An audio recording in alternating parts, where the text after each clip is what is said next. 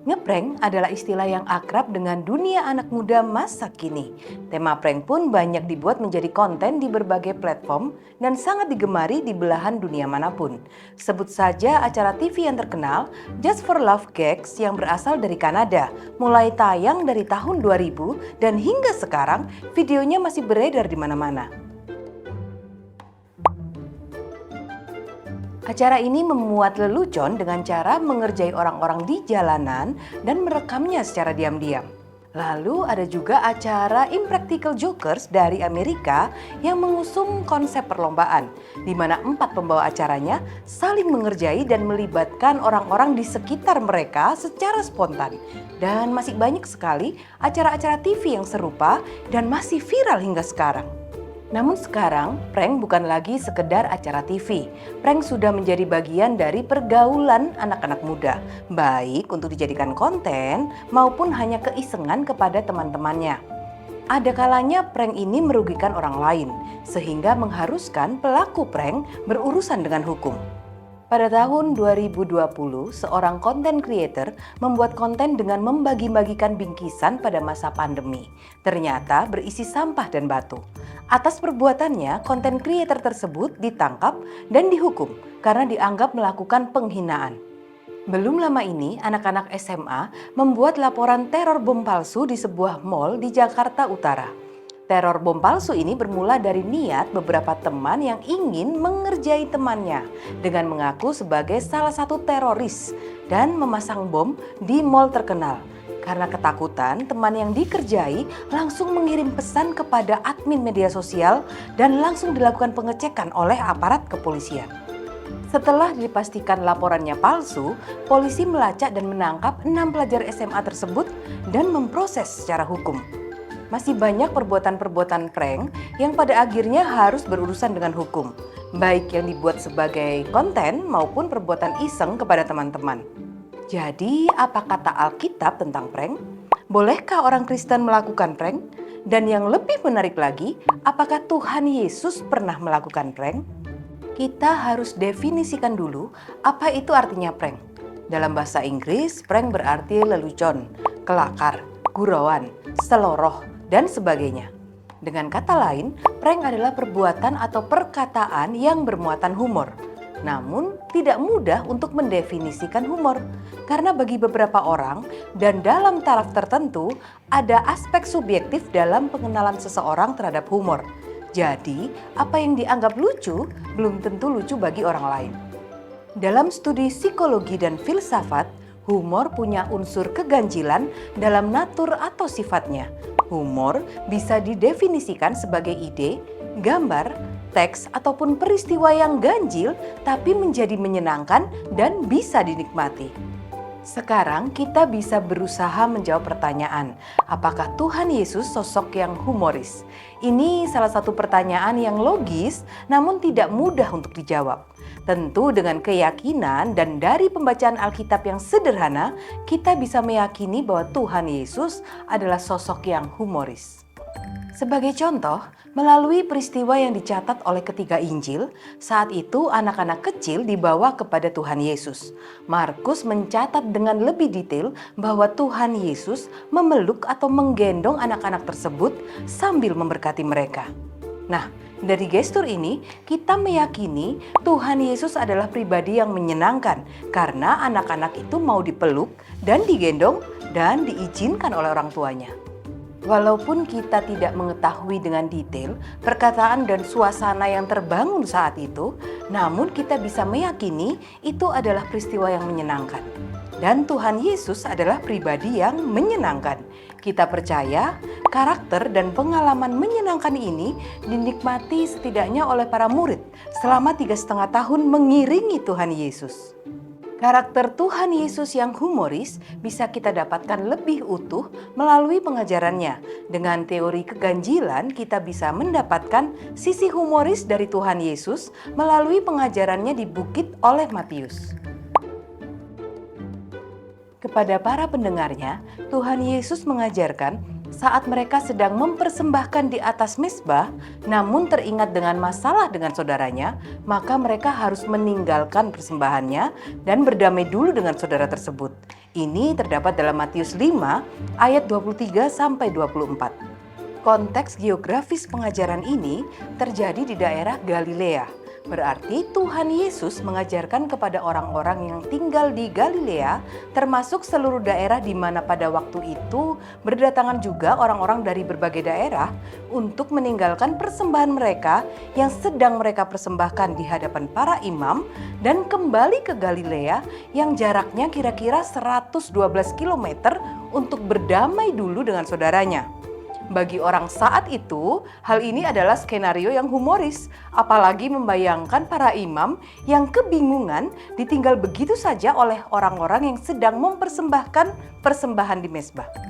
Tentu saja pengajaran ini bukan dimaksudkan secara literal, namun para pendengar pada masa itu sudah paham bahwa skenario yang digambarkan oleh Tuhan Yesus termasuk humoris karena memiliki keganjilan namun menyenangkan, sehingga lebih mudah diingat bahwa mempersembahkan persembahan harus dengan hati yang bersih. Pengajaran lain yang memiliki keganjilan ada dalam Matius 5 ayat 39. Jika kita ditampar pipi yang kanan, berikan juga pipi yang kiri. Nah, secara logis, jika kita ditampar di pipi kanan, berarti kita ditampar menggunakan tangan kiri atau punggung tangan kanan orang lain yang menandakan kebencian dan penghinaan yang serius. Dalam konteks budaya timur yang menjunjung tinggi kehormatan dan aib, justru sepertinya Tuhan Yesus mengajarkan kepada para pendengar untuk menikmati penghinaan tersebut. Bahkan keganjilan tidak berhenti di situ. Tuhan Yesus malah meminta agar mereka menyodorkan kembali pipi kiri untuk ditampar, yang bila dibayangkan secara jenaka bisa saja membuat si penampar tertegun atau orang yang melihatnya tersenyum keheranan. Sekali lagi, pengajaran ini tidak bersifat literal, melainkan seperti apa yang diajarkan oleh Tuhan Yesus, bahwa kita tidak boleh membalas perbuatan jahat orang lain.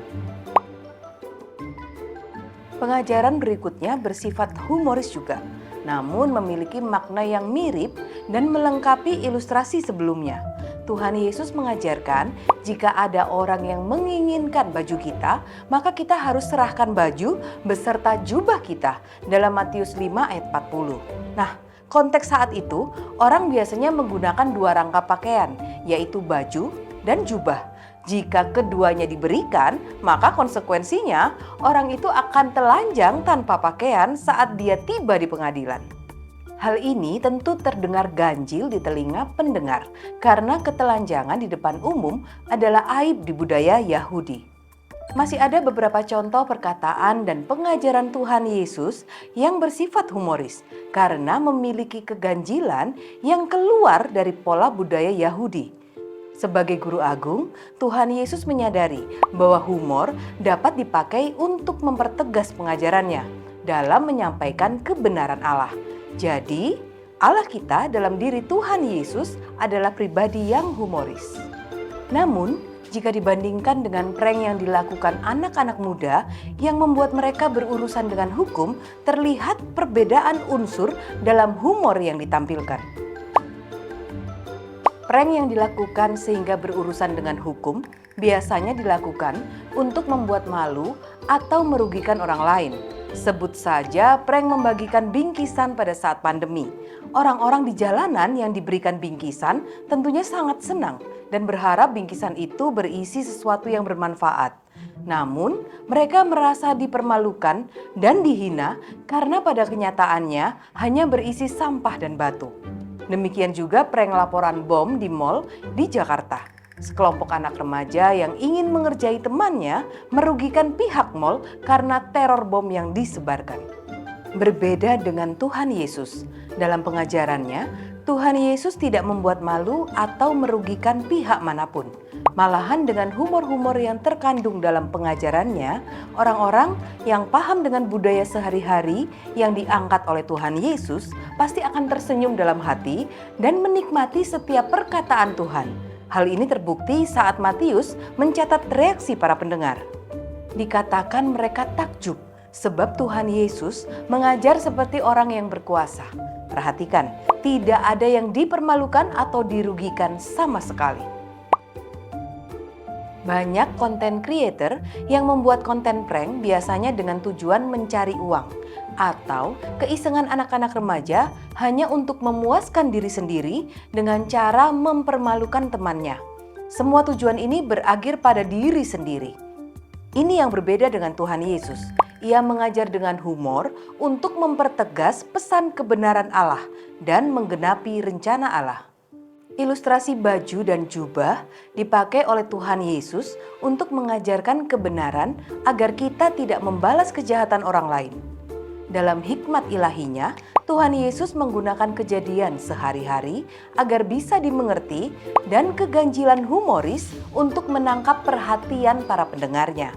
Tidak heran Tuhan Yesus dipanggil rabi atau guru oleh orang-orang karena dia memang datang ke dunia untuk mengajarkan kebenaran Allah pada manusia. Dari penjabaran sebelumnya, kita bisa menjawab apakah Tuhan Yesus pernah melakukan prank kepada orang lain. Jika kita mendefinisikan prank sebagai keganjilan yang menyenangkan dan bisa dinikmati, maka ya, Tuhan Yesus pernah melakukan prank. Tuhan Yesus ngeprank para pendengarnya melalui humor yang terkandung di dalam ajarannya. Prank Tuhan Yesus tidak hanya sebatas menyenangkan dan bisa dinikmati, malah bisa mengubah hidup banyak orang. Tetapi jika prank yang dimaksud adalah perbuatan mengerjai seseorang dengan cara membuat malu atau merugikan orang lain, hal ini bukanlah pengertian yang dilakukan oleh Tuhan Yesus. Tuhan Yesus adalah guru agung yang lemah lembut dan berbelas kasih.